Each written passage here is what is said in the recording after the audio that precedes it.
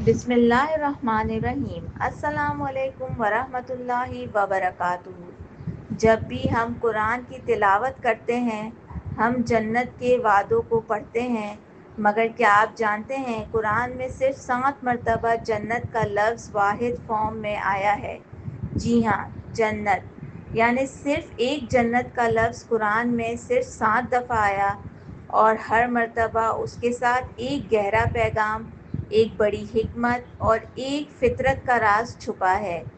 आज के इस बयान में हम जानेंगे कुरान के वो 7 मकामात जहाँ जन्नात का ज़िक्र है और हर ज़िक्र का मतलब क्या है। नंबर 1, सूरह बकरा आयत नंबर 35। और हमने कहा, ए आदम, तुम और तुम्हारी बीवी जन्नत में रहो। सबसे पहला ज़िक्र हज़रत आदम अलैहिस्सलाम का, यानी सब कुछ वहीं से शुरू हुआ।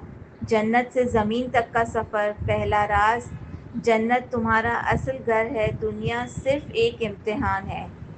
नंबर 2, सूरह माइदा आयत 65। अगर अहले किताब ईमान ले आएँ तो हम उन्हें जन्नत में दाखिल कर देंगे। यहाँ बात हो रही है उस कौम की जो पहले गुमराह हुई, मगर अगर वो पलट आएँ तो जन्नत का वादा अब भी बाकी है। दूसरा राज, अल्लाह माफ़ी देने वाला है। जन्नत सिर्फ पैगंबरों के लिए नहीं, हर उस शख्स के लिए है जो पलट आए। नंबर 3, सूरह मरियम आयत 60। मगर जो तौबा करे, ईमान लाए और नेक अमल करें, वो जन्नत में दाखिल होंगे। यानी जन्नत सिर्फ नाम का सिला नहीं, एक्शन का रिज़ल्ट है। तीसरा राज, जन्नत मिलती है तौबा, ईमान और अमल के कॉम्बिनेशन से, कोई शॉर्टकट नहीं। नंबर 4, सूरह ताहा आयत 117।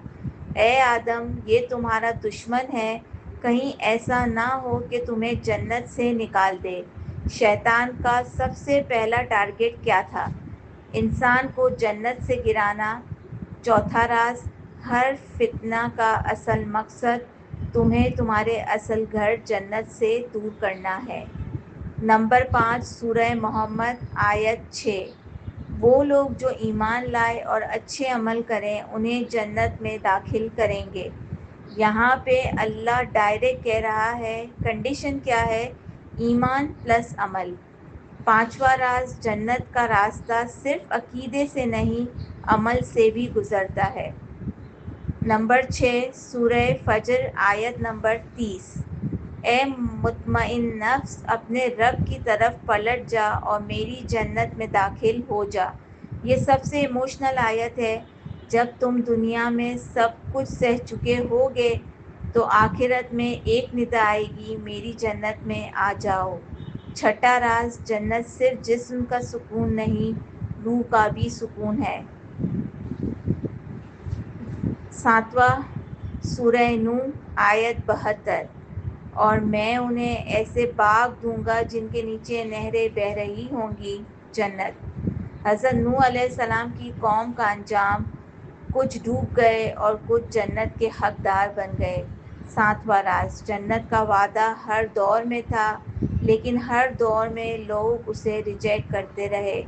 अगर कुरान में जन्नत का लफ्ज़ सिर्फ 7 मरतबा आया, तो क्या ये 7 लेवल्स ऑफ टेस्ट हैं या 7 दरवाज़े जिनके ज़रिए हम जन्नत के लायक बनते हैं?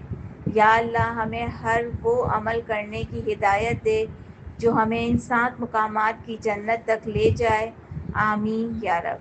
अल्लाह हमें कुरान समझने, जन्नत के रास्तों पर चलने और दुनिया के धोखे से बचने की हिदायत दे।